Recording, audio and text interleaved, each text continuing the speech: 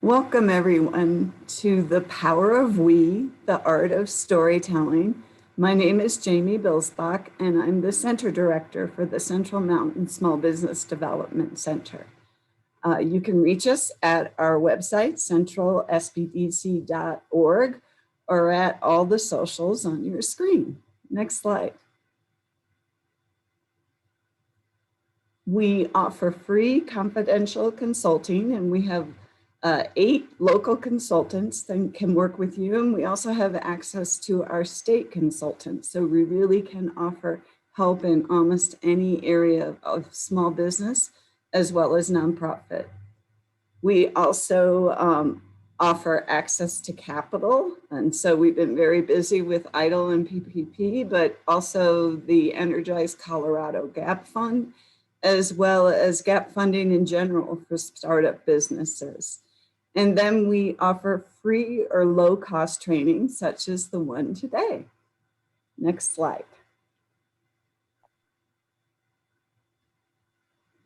I wanted to say that I had one more back. Nope, back. One more back. Leanne. Okay, there we go. I wanted to say that I had the great pleasure of participating in the Fast Company Innovation Festival, which was October 5th through 9th. And I did that because we serve Chaffee Lake and Park County, but I'm sure as many of you can relate, we get in our mountain bubble, which is actually wonderful, but it's hard then when you're trying to learn new trends and understand what's happening in the larger picture. And so I attended the session and I was really impressed with the thought that in the years to come, we're not going to look the same. We're going to look very different, which when you think about it, in any small business, it's always how you evolve and change and bring in new products or services or those types of things. But they really focused on reimagining, reinvention, which equals resiliency. And they also had all sorts of sessions on how important it was to create emotional connections, to be empathetic. And I know Laurie and Heather have talked about that on many different sessions of the Power of We. To have a purpose-driven culture so that we're not just focused on the bottom line, to start thinking of others and solving solutions and obtaining other perspectives, and lots of aspects of emotional intelligence, which it really is an art, but also a way of life.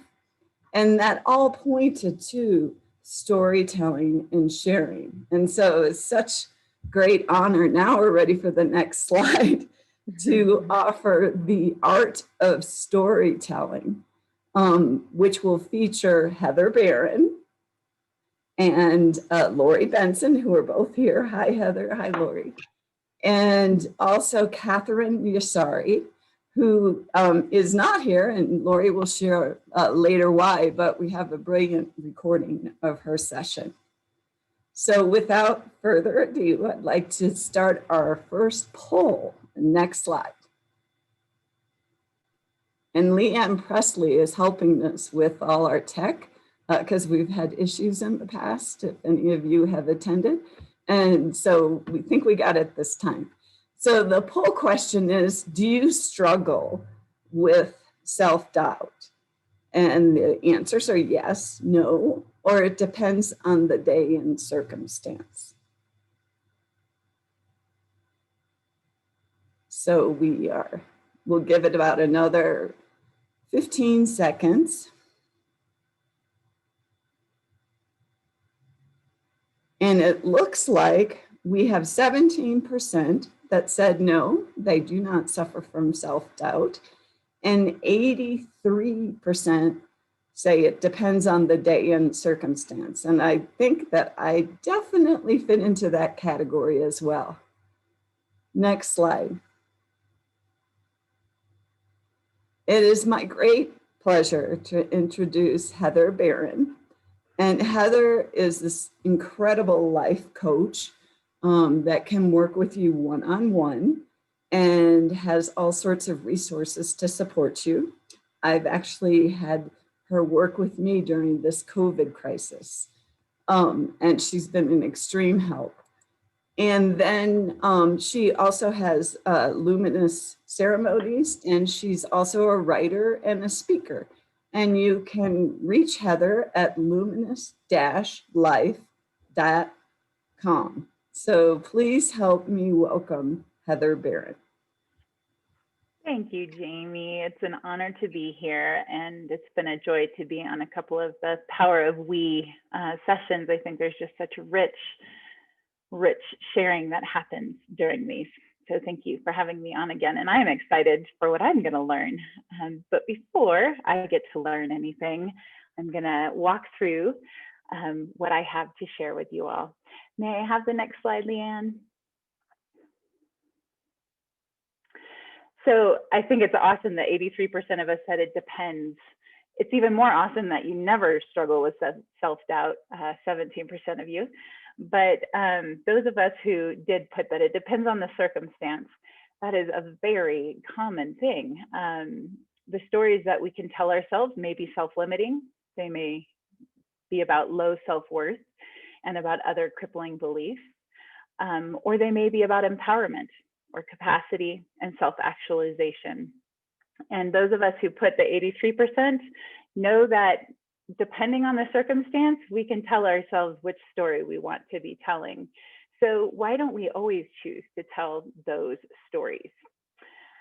You know, there is a lot to be said about the stories that were told to us very early on, when we didn't really have a broader perspective of the world, when our world was just our immediate reality of our childhood.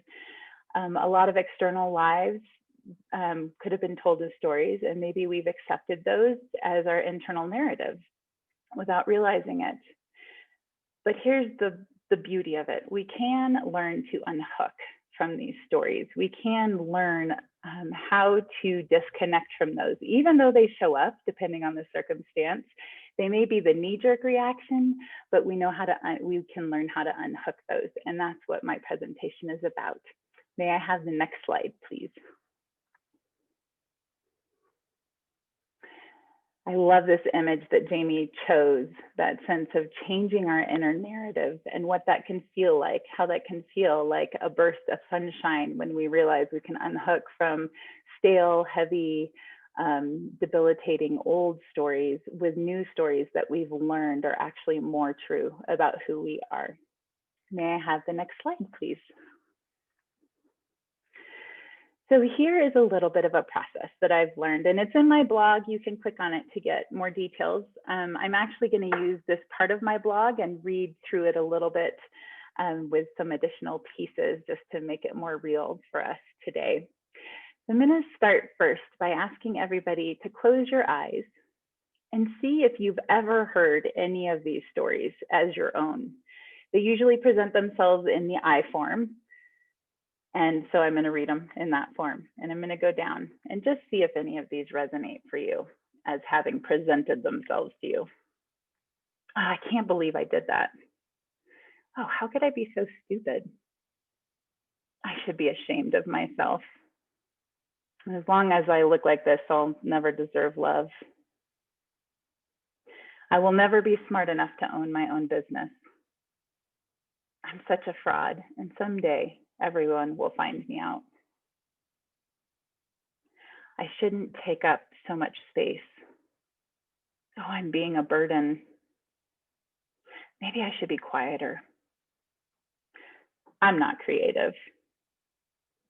I don't have anything to add.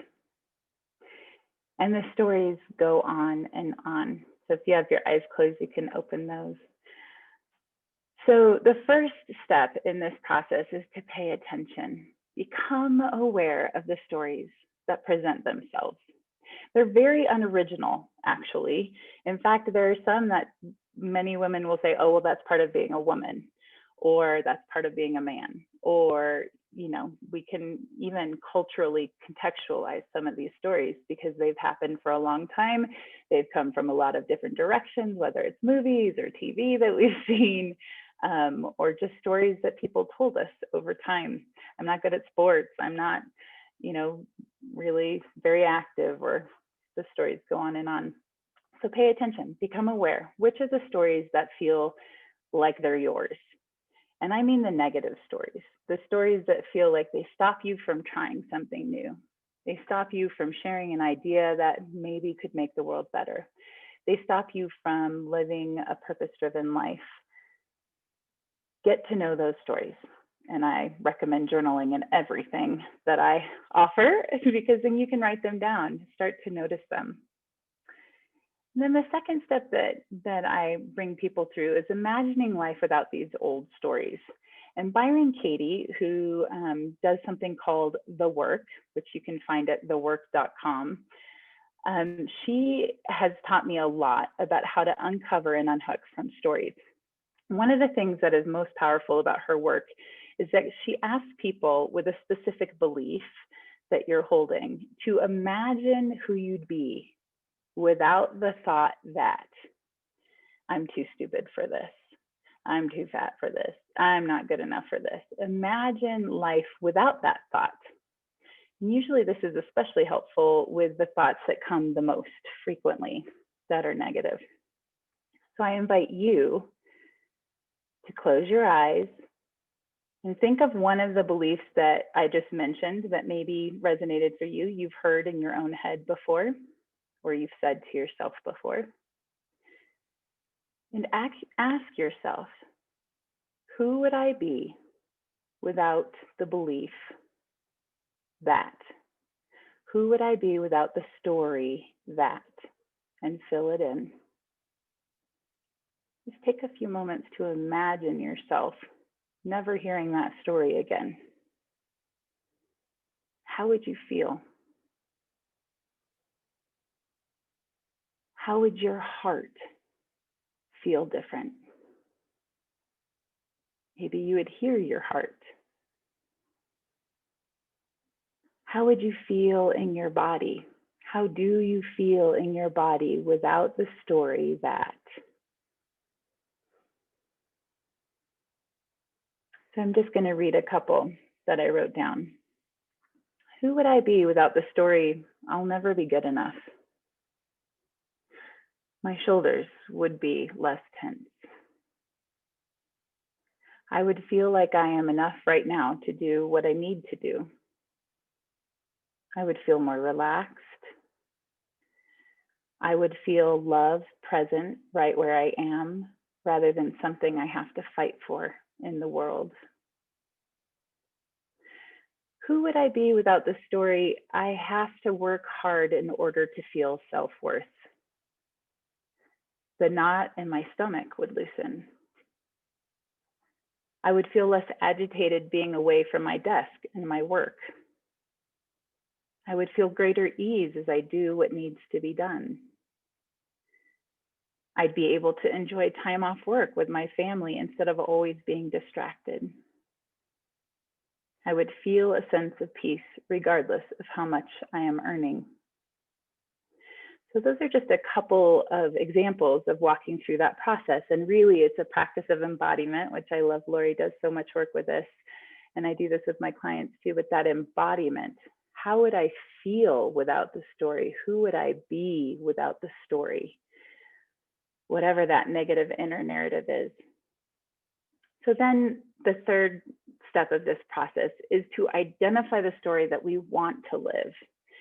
So if we can figure out who we are without this story, then that's a beginning of what life could look like without that story.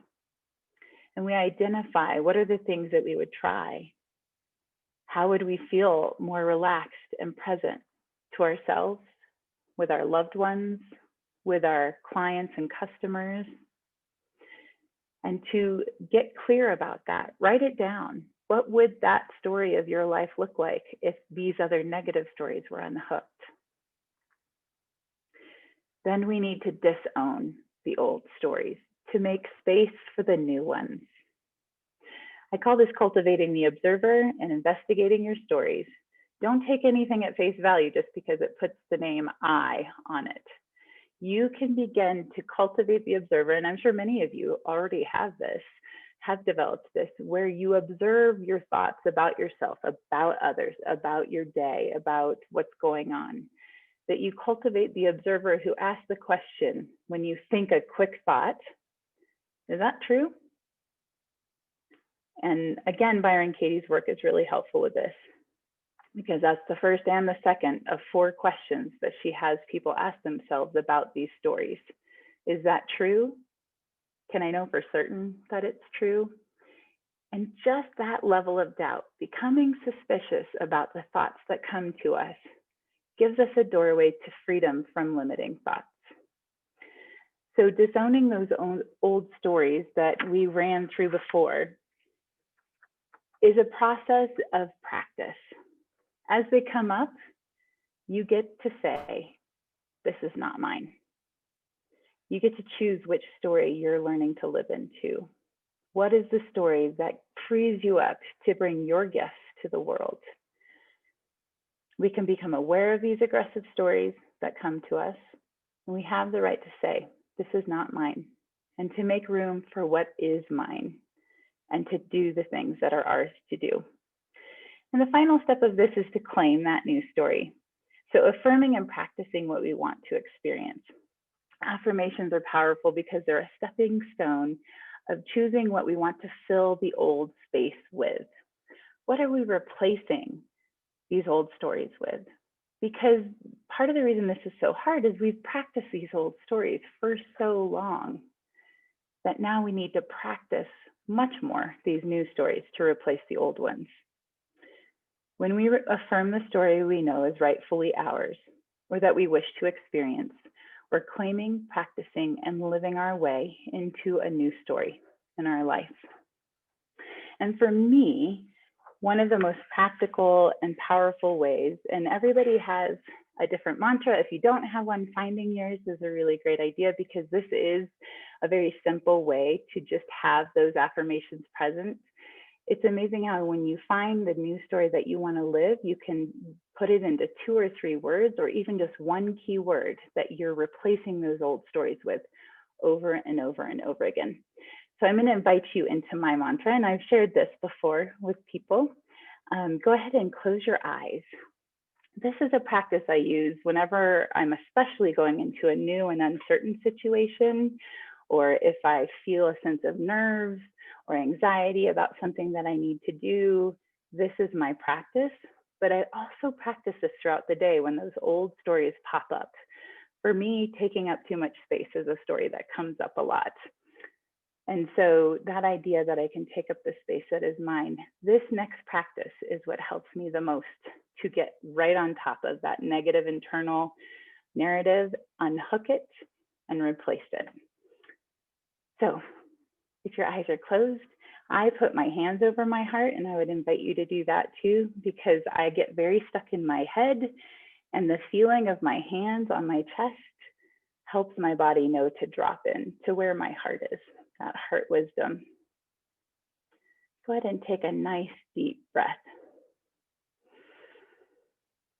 And you just keep taking some nice deep cleansing breaths while I walk you through this. I belong here.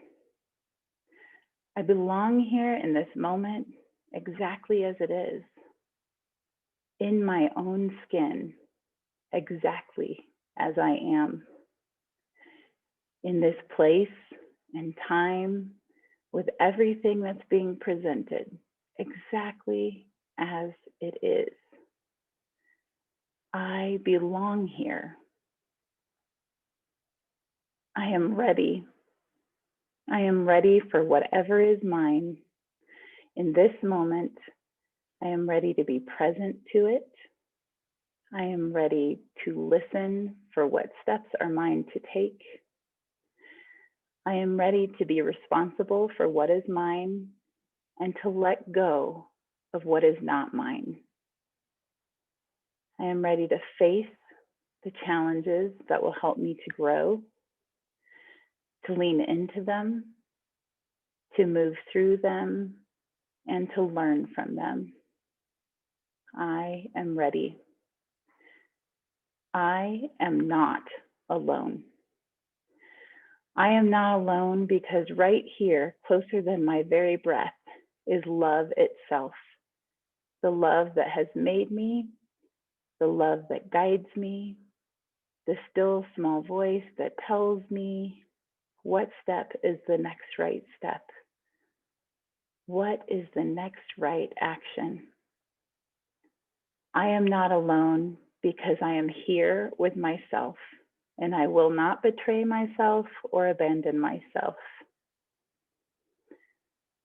I am not alone because all over the world, there are people just like me listening to their hearts for their role in helping humanity, in loving our planet into a healthier place. I am not alone. I belong here. I am ready. I am not alone. Take a nice deep breath, and whatever is true in that for you, let it take root. That is the practice that helps me unhook my stories. And when you find your affirmations, and maybe you already have those, it's as simple as hearing those stories, disowning them, and choosing what is yours. Next slide, please.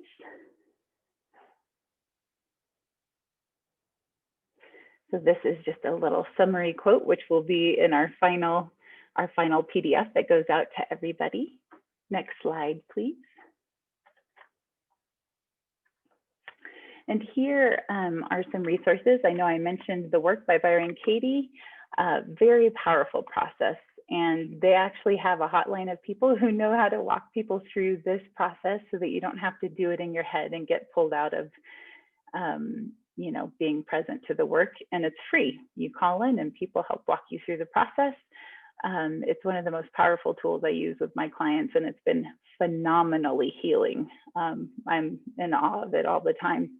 The Enneagram is, for lack of a better word, a type of personality typing that helps people to understand what their filters are, which is why we can each seem to have stories different to each other, but when you step back, the stories are really unoriginal. They fit whatever our personality type seems to be.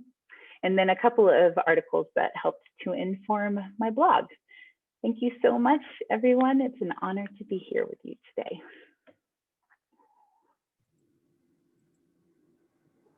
Thank you, Heather. And Leanna, if you would do the next slide.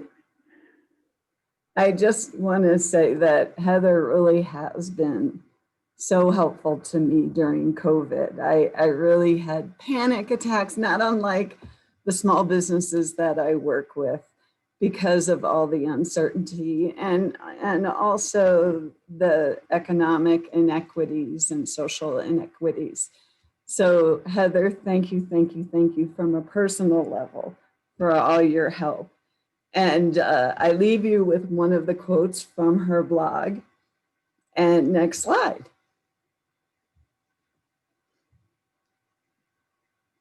We're ready to launch our last poll. And so, have you ever found yourself being upset with what was unfolding in front of your eyes and struggling with what can I do? Yes, no, or it's dangerous to even think that way at this time.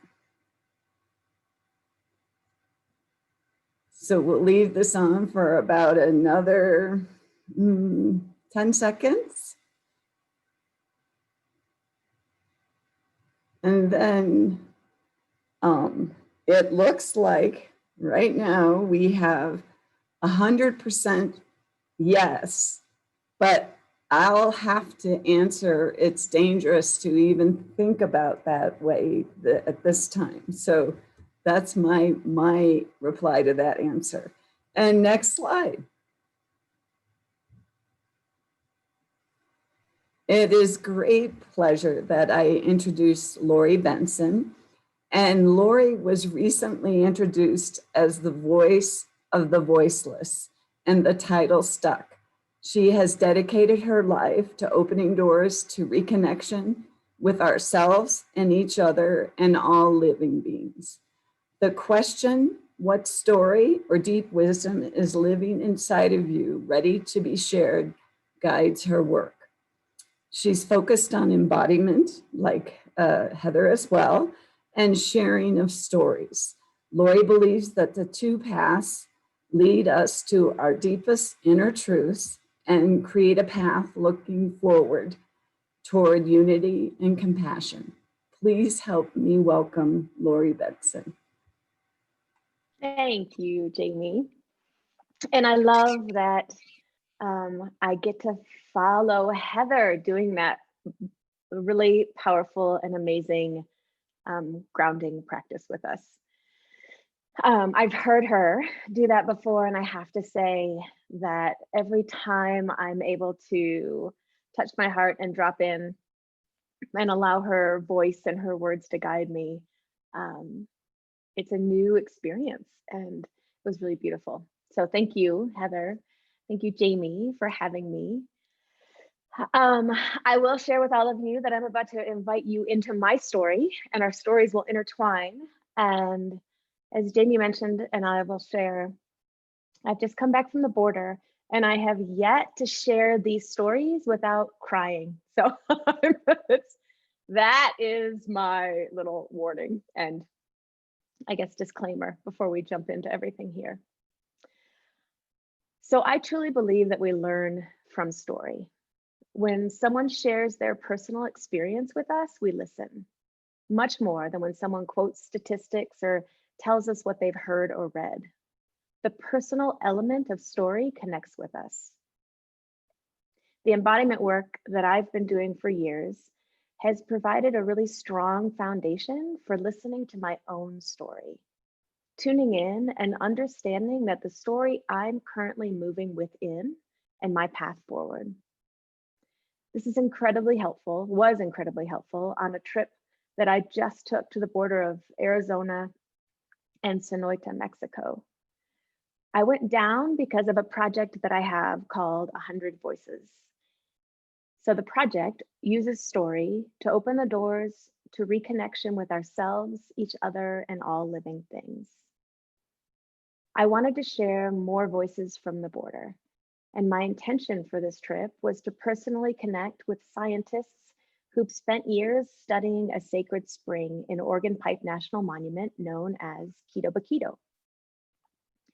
What I thought would happen on this trip and what actually transpired were completely different. I truly was not prepared for the impact of what I experienced. Our border communities are standing in the center of so many global issues right now. Endangered species and wildlife habitat destruction, environmental devastation, indigenous rights and freedom being ripped away, immigration and human rights, government policy and spending, and so much more. My mission took me to Organ Pipe National Monument daily. I wanted to visit Quito Baquito Spring firsthand and document the impact the border wall is having on this sacred, rare desert surface water. This spring is a true oasis in the desert and it's been a ceremonial site for the O'odham people long before the National Monument was created. This spring is home to 3 endangered species, and it's the only water source for the desert animals for hundreds of miles. And it's currently being drained to create concrete for the creation of the border wall and to water down the roads for the construction workers. It's truly heartbreaking to witness. During my 2 weeks there, I supported protests of the O'odham people, land protectors, who were peacefully protesting to stop the wall from cutting off access to their sacred spring. And I saw 2 separate groups of mothers and children who've walked across the border and were trying to disappear into the thousands of acres of endless desert. These weren't drug dealers and rapists. that we've been told to fear. They were mothers doing anything in their power to create a better future for their children. Both experiences changed my life in ways that I don't even know if I can find the words to explain yet. I realized the extent to which humanity has become lost. We've lost our ability to see one another, to feel one another's stories, and we've forgotten who we are as individuals and the work that we are here to do right now. I truly believe that we are each here to bring our own special gift, something only we offer in a certain way, a gift that others so desperately need right now. We've become numb to those nudges that we get from the universe, the ones that remind us that we are on our right path. And instead, we push through our days not truly sure what we're moving toward. I felt myself numbing during this trip. The pain of what I was witnessing was too great, and I reverted to old patterns of shutting down. One of my own personal strongest and oldest patterns is to move away from pain. And I'll share that it took everything in me to stay in Ajo, Arizona, and not return home early. It hurt so much that I literally felt like I was having a heart attack. The pressure buildup was so great in my chest that it would stop me in my tracks. So I finally let it. I turned to my practice of embodiment and let myself feel what was demanding my attention. And every time I felt that pain, stopped and focused on it, the tears would follow. I cried like I haven't cried in a long time. Tears for everything I was witnessing. Tears for those who I couldn't see, but are also suffering. Tears for the state of our country, the state of the world. And it was through this release that I was again able to find my way in my own story. I moved out of the feeling of hopelessness and remembered my strengths, the gifts I'm here to give the world. I didn't gather a single story for 100 voices, but I did create an additional project, which any of you who know me that won't be a surprise, called Larger Than Borders. Through Larger Than Borders, I'm hosting live conversations with people on the front lines in our border communities. Both of these projects share the same mission and purpose, creating opportunities for us to see one another and find ourselves in the experiences and stories of others. We have the tools we need right now to move forward. It's going to take courage, resilience, and commitment, and a deep inner awareness as a guide to continue moving forward in a way that unites instead of divides. How do we know when our inner stories are causing division? When we're using old patterns and tools to disconnect, like I was in Ajo, reverting to old ways that allow us to push through and not feel. These are some pretty critical questions right now. And the answer for me is embodiment. Tuning in to what I'm feeling in my body as my own story overlaps with those of others. Stories have the power to create incredible change when we interact with them from a place of inner awareness, both the stories we tell ourselves as well as the stories others share. As you listen to the stories of others or witness in real time others' stories playing out, can you be in your center and in your heart space? And from this space, can you feel our interconnection? Understanding that none of our stories exist in a silo. What affects one of us affects all. So I love that you all answered yes to the poll that Jamie shared before. That question of what can I do is what shut me down on the border. What can I do? I'm one person. And it took me feeling into my heart, doing a practice like the one Heather shared, understanding that this is my place of connection. This is where the answers come from. It's from that heart space. Was really powerful and a good reminder. So if you want to move on to the next slide, I'll just share some resources with everybody. So the embodiment work that I have been moving through for quite a while can be found at inwardboundwomen.com. I have, under embodiment practices, there are actually quick little videos that help you kind of drop into this practice and understand a little more of what's moving through. And then the story projects that I mentioned are 100 Voices. And it was originally Border Collective. It's called Larger Than Borders. And that is a story in and of itself, how that name came to change. But thank you all so much.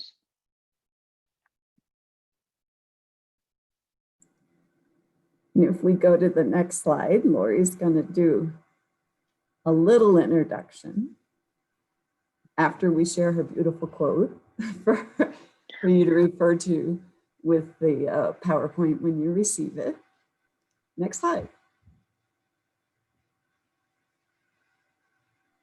So Catherine Yrisarri is a beautiful, amazing woman. And I am sorry that she cannot be here with all of us today, but I want to share with you why. She is a powerful force in and of herself. And I'm actually glad she's not here because I can brag on her. She wouldn't let me do this if she was around. She worked in the climate world for a very long time, was one of National Geographic's top documentary filmmakers around the environment. And until one day she realized what it was doing to herself, what the impact that it was having on her and her ability to kind of stand in her center and stand in her truth. So she walked away and has been doing projects that really bring out her story as well as the stories of others that she's connecting with. So about a week and a half ago, she got asked to direct I don't know if it's going to be a series or if it's just going to be a small documentary. I'm not sure how it's going to play out. But she is creating in a week's time and 10 days time, she's brought together 170 different groups of people who, when you think of division and polarization, they all sit on the opposite sides. So for example, she had someone who, a Black Lives Matter activist with a police officer, and they came together and had a beautiful conversation. And so she's taken people who you would think would be on opposite sides of the chasm that's kind of moving through, I think, our country right now, and brought them together in facilitated conversation. And almost everyone has ended in tears and been beautiful.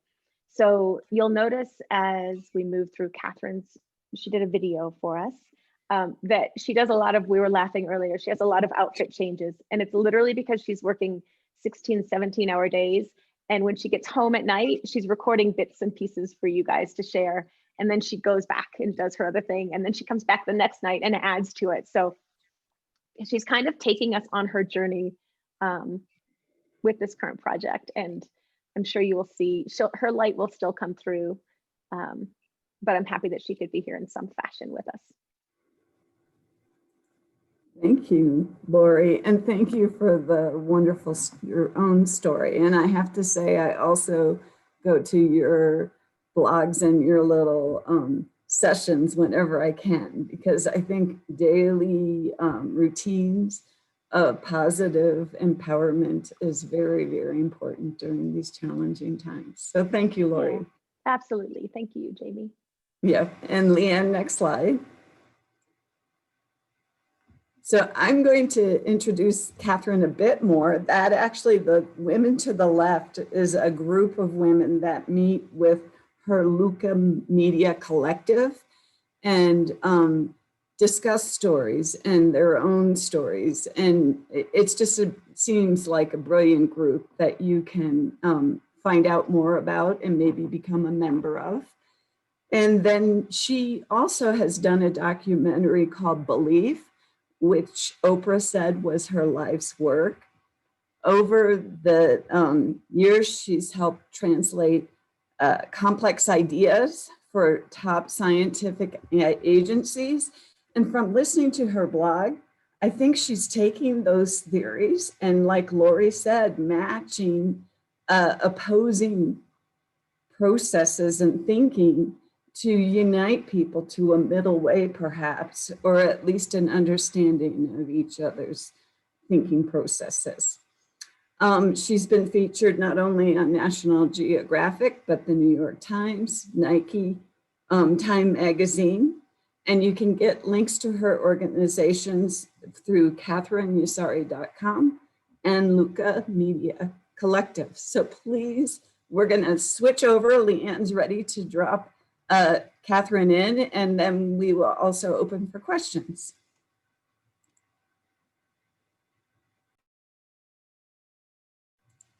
There's no sound.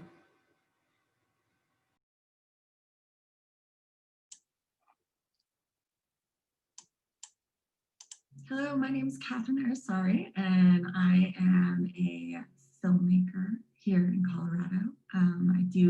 I both direct documentaries and series and different multimedia projects, and also do some commercial work.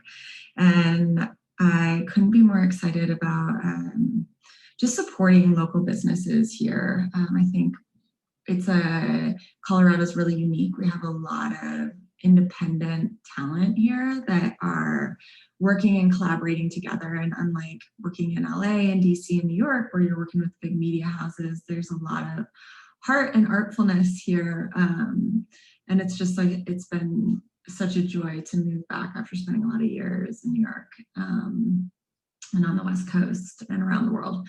So, I think for this blog, I'd love to share kind of my perceptions on where we are, like kind of in the storytelling landscape, and some of the projects that have recently crossed my plate that are taking a new look at storytelling, and how do we start crafting characters that bring people together versus sort of the traditional arc of separation where there's an us versus them.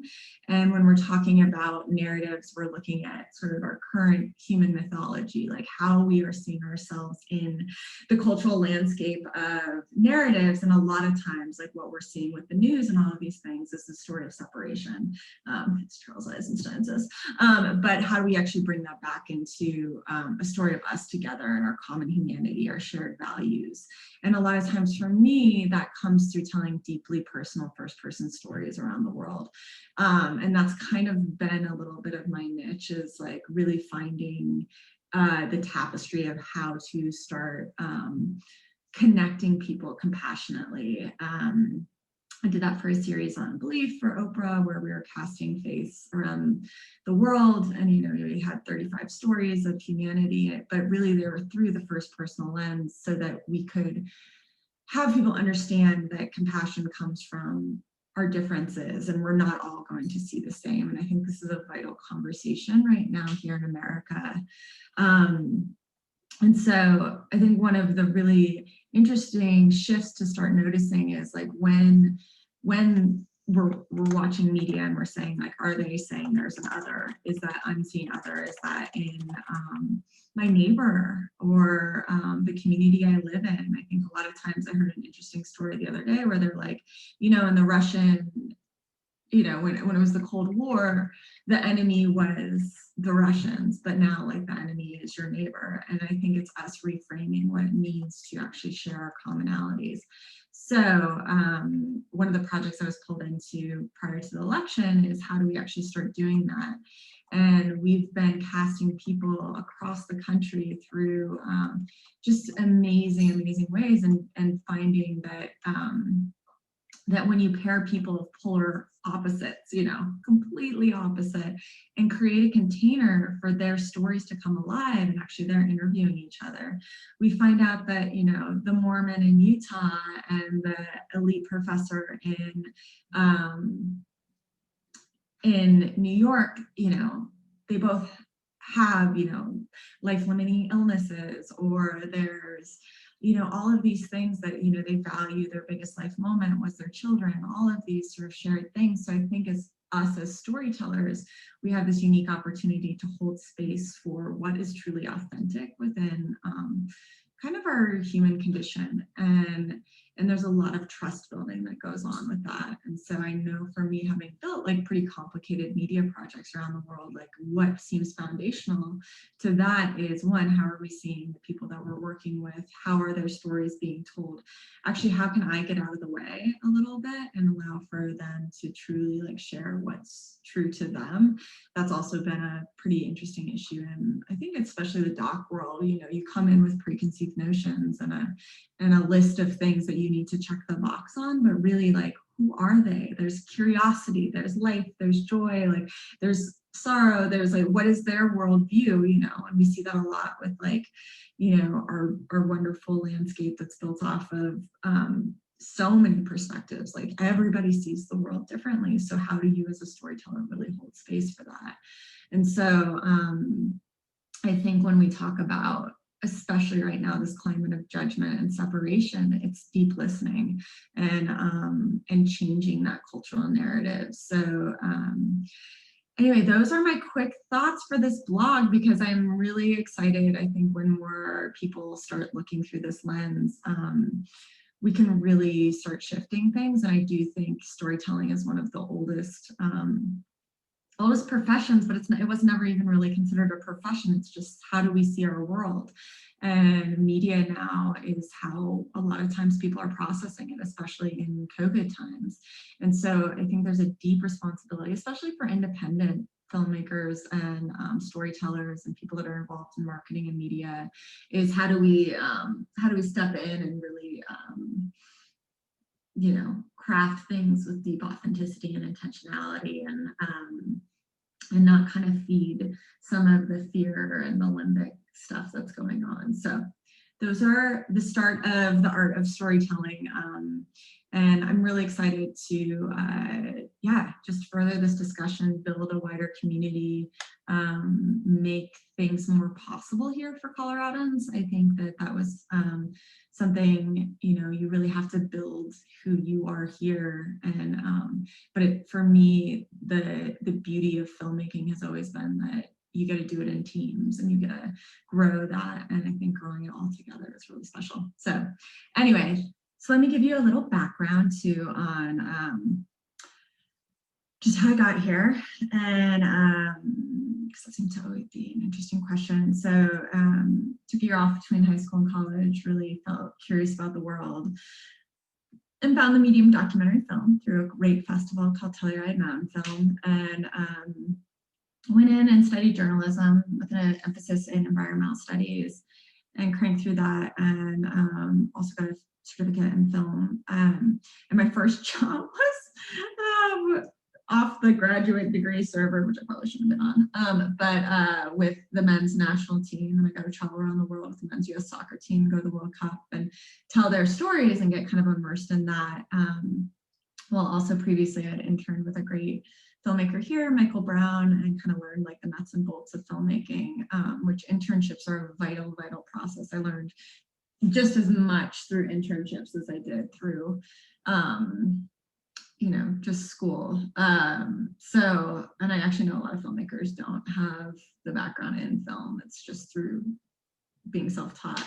So anyway, long story short, 23, started working on the Inside series for National Geographic. And this was kind of exactly where I wanted to be. I wanted to be kind of doing hardcore journalism and telling stories that nobody had filmed before. So, you know, the first job was getting to go up to the Arctic and film on the Arctic ice shelf with Inupiat subsistence whalers as one of the first, well, like women, but also no one had really documented it before, except for like a handful of people, because it was pretty controversial.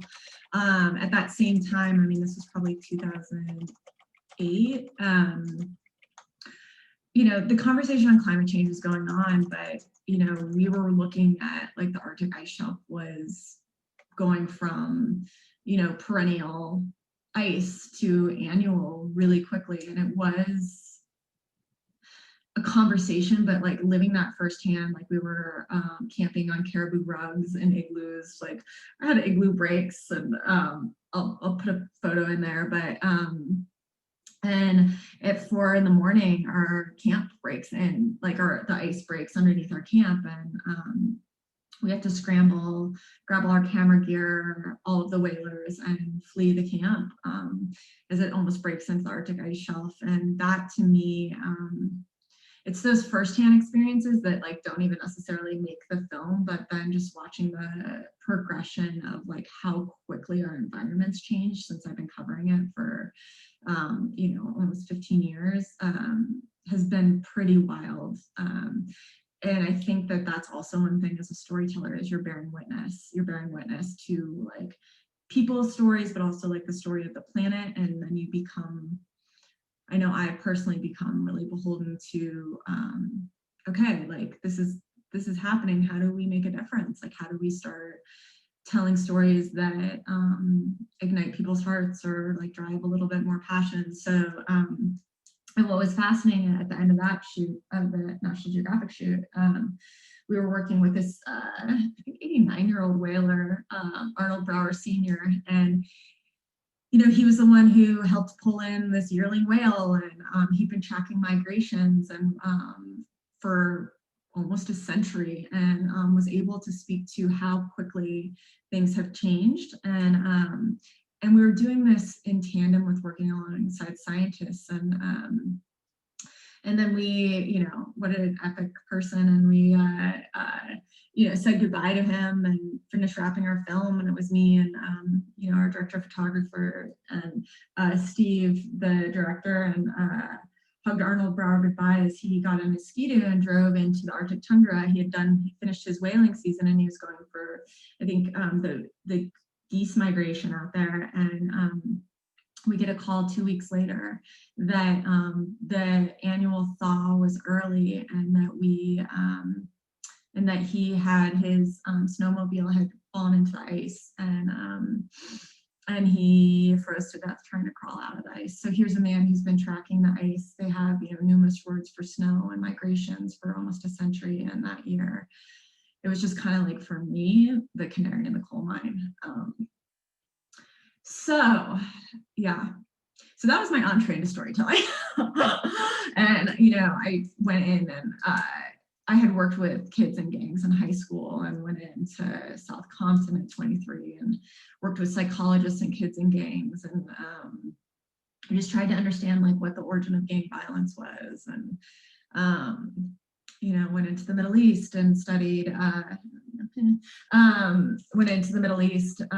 studied the advent of like biblical archaeology. And my grandfather was a biblical scholar for the Vatican and had been to the places that I had been, went to Qumran, and he had actually died that year. So a lot of times also like stories parallel life. And so I got to really retrace like what, how archaeology meets history meets real people that are really experiencing life around the world. And I think that, I think the way that I personally see stories is a little bit different than breaking news. Like I think holistically, like I see the connections through time. Like I love historical things because we're drawing, how does, centuries worth of thinking impact our perception now, or thousands of years, how does the advent of Christ impact where we are today, or King Herod's palace, or the longitudinal history of how we look at like the ice shelf, the Arctic ice shelf. And even Arctic was a tropical rainforest, so we're seeing people pull it out. So how do we start having these bigger looks at our link in humanity? We're this link in this entire chain, and how did we get here? And what can we do in our small time on that in that place? I poached that quote from Obama because he's way more eloquent, but I love when he said that. Anyway, so my storytelling really came from that place. I learned how to build scenes. I learned how to take really complicated subject matter and try and like boil it down into what I think is like probably too basic.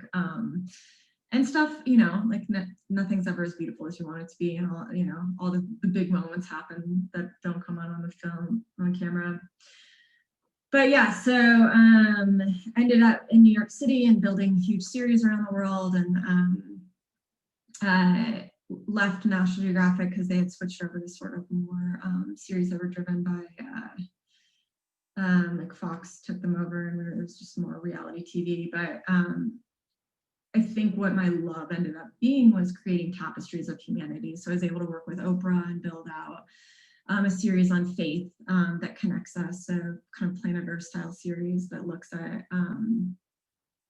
you know, where we're coming from as humanity. And these were first person stories. So I also am a true believer in, like, if you want to connect people and create compassion, you're trying to, you know, you tell it through their eyes. So, you know, we developed 7 hours from, like, you know, birth of belief to death and afterlife, and the construction of that editorially. And then I was asked, like, what hour do you want to produce? And I was like, death and afterlife, and ended up following a woman who was dying of pancreatic cancer. And she changed my life. She had 1 to 3 months to live, ended up living 3 years. And, like, you know, telling those types of stories where you have an invitation, a front row to somebody's deepest moments, like, it's, I mean, again, I hate to use the word sacred, but it is. It's a sacred thing. And I think storytellers need to understand that, like, we are being granted permission to hold space for these big things. So anyway, so that was life-changing. And again, it was, the impetus of that was, how do we bring people together? And so yeah.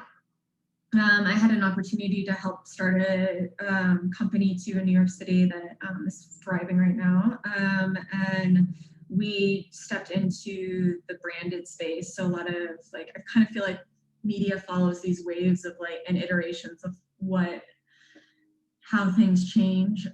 So, you know, I stepped out of documentary for a little while and back into, like, there were being sponsorships, like, I don't know if you guys have heard of Yeti coolers, but they surprisingly are making insanely thoughtful media. And the person who's running their, you know, their media department, there's funds behind that. And they were championing storytellers like us that were like, okay, there's money. Because I think what's really hard is once you become independent, you're no longer working for a National Geographic or other bigger entities. Like, it's really beholden to find funds to tell good stories. And that is a huge challenge, folks, especially for smaller independent filmmakers. So there's this shift now into this brand space, and companies like Yeti and the people behind that company who are putting money into thoughtful storytelling. It was a cool space to hold for a little while. And I do still tell brand stories when they come along, because it's a great revenue for your business. And it's a fun exercise. Like, it's not a series. A series can take up to 3 years. A branded thing can take up to, like, I'm in the middle of kind of a branded thing. And it's, you know, a month or 2 of really hard work. But then you can kind of put it out into the world and give it away. But I think that for me, I could have made not better business choices, but I actually think, like, I towed the line on, like, I really wanted to be doing meaningful things. And so that kind of, I went back into docs, helped field produce Chasing Coral that won Sundance and an Emmy, because I also just have a thing for remote scientific work, and it's fun. But more than that, they built an impact campaign behind it. And I was like, okay, I've gotten to a certain point where you can create series, you can create films, you can create branded content. Okay, now what? Like, what has impact? And what's been cool is more and more film companies are creating things with impact behind them. So, I gotta wrap this up. So there's impact campaigns that go along with filmmakers. So, okay, I'm back. So after that note on impact, yeah, I mean, I think it's important now within films that we start creating things with impact behind them and understand that. So my final note is, film is crazy sometimes. I'm up at 5 today, heading off to shoot, and I don't have control over my schedule, but I also get to go and work with this woman who we interviewed, and she cried about how meaningful like the first part of this project has been. So it is worth it. Anyway, I hope that this day is full of wonderful stories and a great community. And yeah, it's been an honor to be a part of this group. And I hope you all have a very beautiful day. Feel free to reach out if anyone has questions. All right. Thanks. Bye, guys. Well, I can see why Laurie shared that we absolutely had to have Catherine be part of the storytelling series.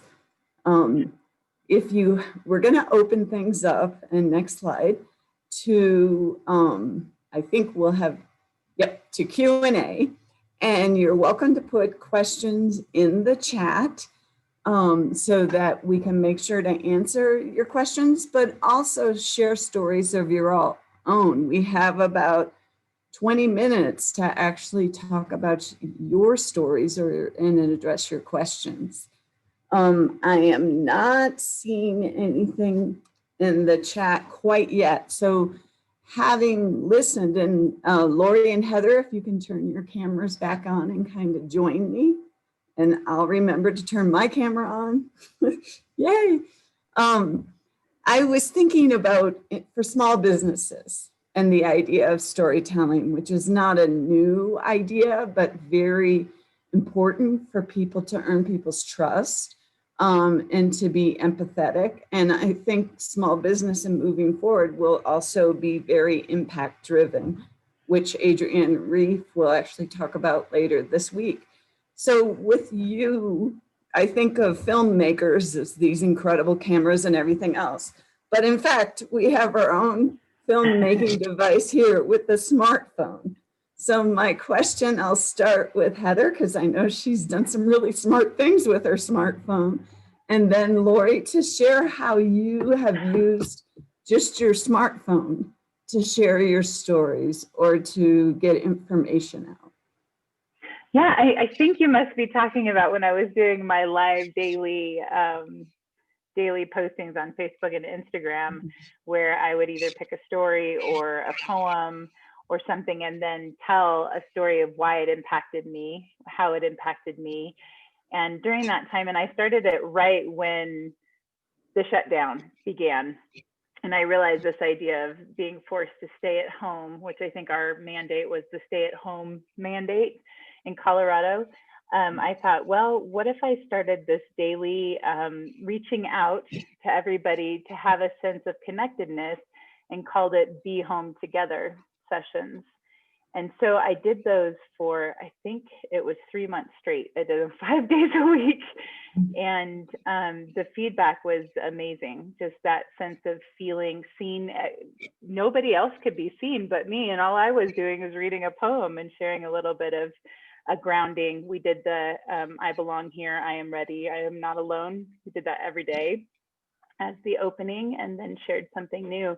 But that was just with a smartphone and a mini iPad, and I like propped them up next to each other. It was not any great filmmaking, but then, you know, I had people in Australia and in South America, and it just was really special to feel connected during a time that was so scary to so many of us.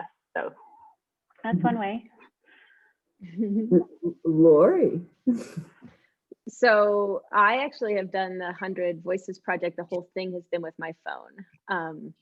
That project came about because people kept reaching out and saying that they had stories that they wanted to share. And so I actually called Catherine and said, you've got to come do this with me. You know what you're doing.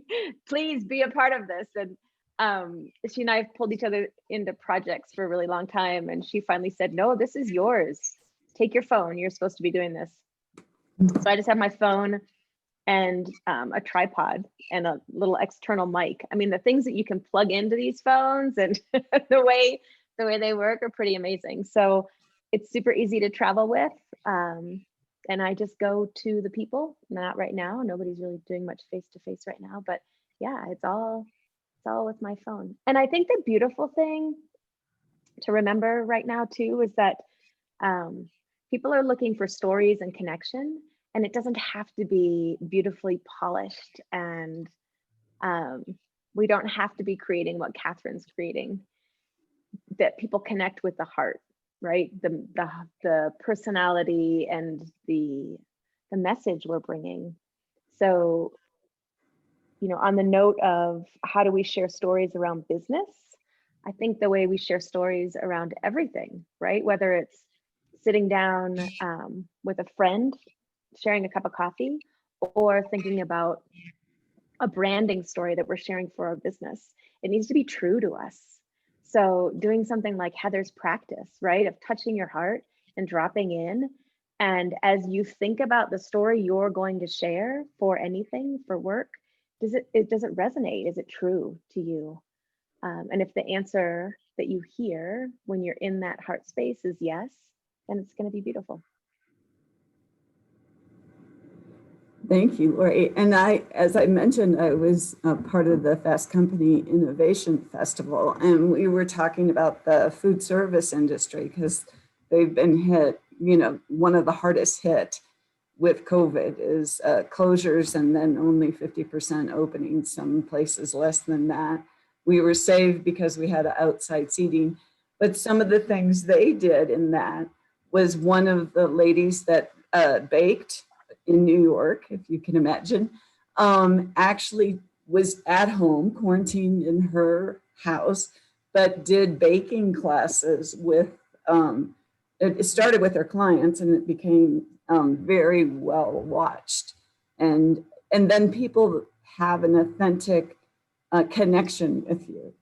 And so, and I know Sarah Gartzman with Sweetie's restaurant or Sweetie's Sandwich Shop in Salida really connected with people with her storytelling about how she and her husband pivoted early on with COVID and trying to address her employees and all the restrictions and having I think it's a 4 and 5 year old child at home. So wow. Stories, I think, are, it isn't just, it's showing your authenticity because it does come from your heart. And I think you're right, Laurie and Heather, your stories have always come from your heart. So next question, and maybe we'll start with Laurie and pivot to Heather. We heard from Patagonia, actually, Whitney Counterclap or Laurie, while you were on the border, talking about the stories that Patagonia shared because they were impact stories and they were really putting their corporate profits towards making a difference in our world. What issues of impact? And then I skipped a part. Catherine just talked about Yeti. What stories of impact have you seen that kind of have inspired you? But also, Laurie, I think you're doing that with your 100 Voices. So what has inspired you and why? You know, so Patagonia is a great go-to for anything like that because they stay really true to their core values. And I don't know that I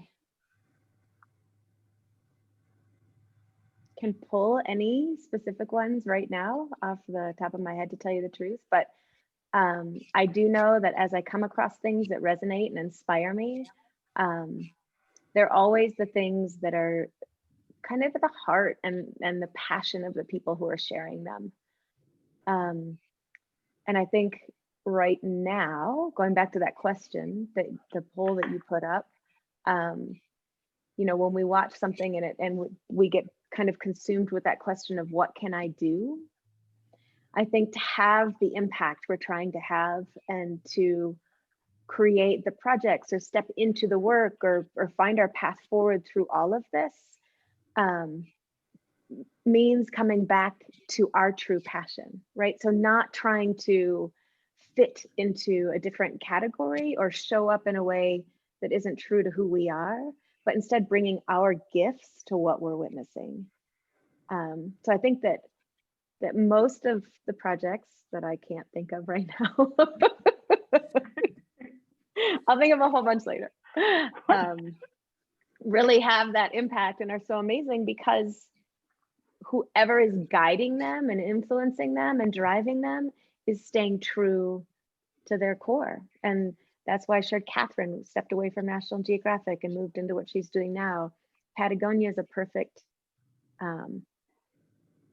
example. Whitney's story behind how she came to Patagonia, which I'm sure she shared, is a perfect story. Yeah, it's bringing your gift to what you're doing instead of trying to fit yourself into the project, right? Yes. Yes. Yeah. Heather. Man, I had time to think, so my list is long. So not fair. I know. I was like, oh, phew. So if you're inspired by, what you remember, Laurie, you can jump in after me too. But thinking about Whitney's story, like that was a very interesting story to see in process, because the only reason Patagonia has stories of impact is because their employees and their customers keep pressuring them to not leave people out. And that story that Whitney shared of the employees of color who put the pressure on Patagonia to own up that they need to be doing more.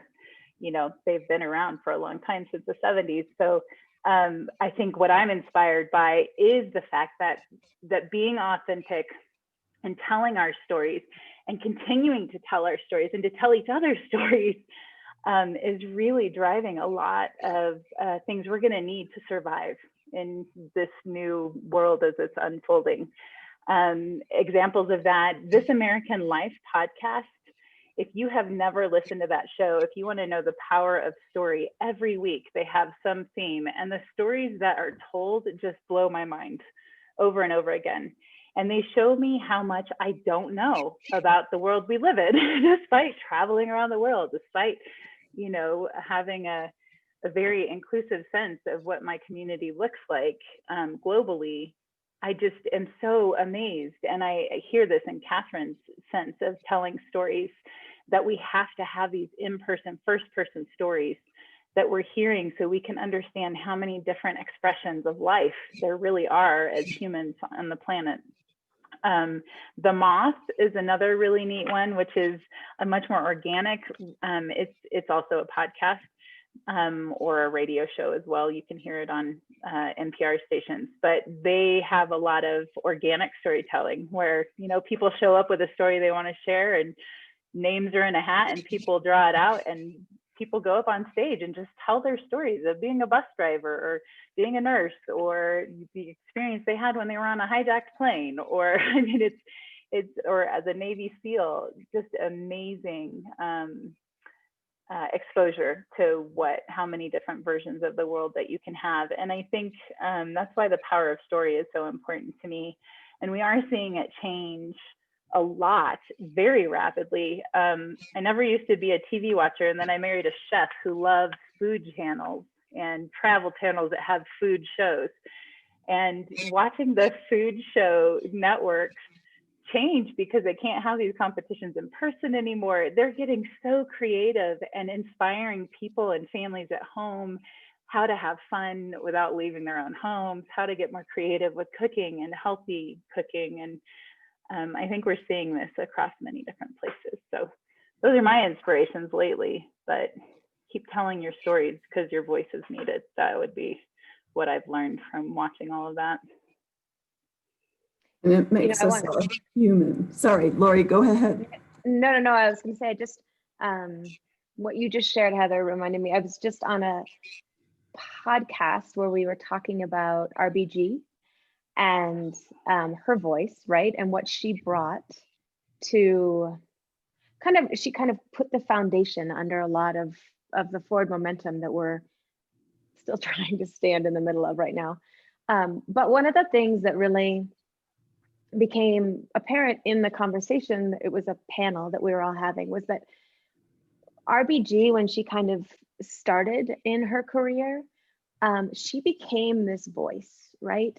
And the transition that's happened is that we are now in a time where the collective voice is louder than the individual voices. And I think that's really a beautiful thing, because it takes the pressure off of us as individuals or business owners or whatever we are, that we don't have to be the loudest one. We don't necessarily have to rise above the rest to gain attention. It's the ones, if we're holding hands with those around us and we're all rising together, that's how we grow, and that's how things expand. So just, I don't know what you said, Heather, you said something that made me think of that, but I think we're standing in a time of a lot of change, where it's the collective voice that's more powerful than the individual, and there's a lot of freedom in that, right? I can add my voice. I don't have to yell above everybody else. Yeah. Well, please stay on. I'm going to ask Leanne to move to the next slide, but I have a question still for you. Our last of the forum series this year is actually November 16th, and it is going to cover transformative new paradigm shifts. And we have Janessa Ganswalder, Delaney Keating, who is with Startup Colorado, and Jenna Finkston that will be panelists. But Laurie and Heather, I know that I so believe that we're in this strife of the new paradigm. Sort of, Laurie, I remember attending your kind of women's book group on sacred threads, and it's very evident to me that it's a paradigm shift here. But what are some of your closing thoughts on that? And then we'll move on to the last 3 slides and finish up. Well, I would just say, especially after being with the Tohono O'odham and some Hopi elders, that we really are standing in the middle of prophecy. And there are a lot of people who still stand on the planet with us today who knew we were going to land where we are today. And so we have an opportunity. We're standing in the middle of opportunity. If we had one direction, there's one outcome. If we had another, there's another outcome. I've shared a lot in different conversations the prophecy of the eagle and the condor. And a brief synopsis of that, it's a Mayan prophecy where the eagle and the condor used to fly together in harmony. And the eagle is the masculine and the industrial and the thinking. And the condor is the feminine and the intuitive and the heart. And in 1490, the prophecy shares, we would enter a 500-year period where the eagle would overtake the condor almost to the point of extinction of both. So in 1990, we entered a time of potential and opportunity for the two to again come into balance and fly together in harmony. And it isn't man and woman. We all are trying to come find the balance of the masculine and feminine within ourselves. And it's not one becoming more powerful than the other. We're working toward harmony and unity again. And I really believe that everything we're experiencing right now isn't because we're at these extreme points of potential extinction. I have to believe in my heart that everything feels so intense because we are right at that point of balance. And that place of balance and that place of harmony and that place of equilibrium, we haven't known that in a long time. And there's fear. There's fear around what that can possibly look like. How do we move through the world in this space? So we're almost there. So breathe, tap into Heather's fabulous, beautiful practice or whatever resources you have to bring you back into your core, back into your center. And I really believe that we're almost there. Mm-hmm. Yeah, and that's why it's so important to get really clear about what voices we are letting create the story that we're living, because our gifts are needed more than ever in bringing that sense of balance and that sense of oppressing that internal voice that has a right to be heard with the old stories that we don't even have to know where they came from. They could be in the ether of trying to silence that balancing that we're bringing into the world right now, but getting clear about what those stories are and claiming the ones that you want to live and experience and breathe into the world is really vital to that. So. Well, thank you both so much. I have to honor you both because they've been on this journey with me of the power of we, which is women entrepreneurs. And we originally had a conference scheduled for May, which had to get canceled. And then in all the chaos that was happening, even though my voice was shaking and I was very insecure in my own skin, I reached out to Heather and Laurie and said, what if we do a forum series? And can you help me? And they have helped me every step of the way with panelists and with participation and with inspiration. So thank you both so much. Well, thank you, Jamie. Yeah, it's been a joy and an honor. Yeah, and I'm enlisting them. I don't know if they'll agree, but next year we're going to start on next year in December to figure out what we'll do for the forum series next year. Woohoo! Yay! There's more to come. Which leads me to any of you on the call, think of a good panelist. Please let us know. And Leanne, next slide. We're going to close this up. We do have storytelling and pivots on our website. So you can either go to our website or our YouTube channel. There's hot links there. Next slide. And then we have now on-demand series. So the How to Pivot presented by Adrienne Rafe is on demand now.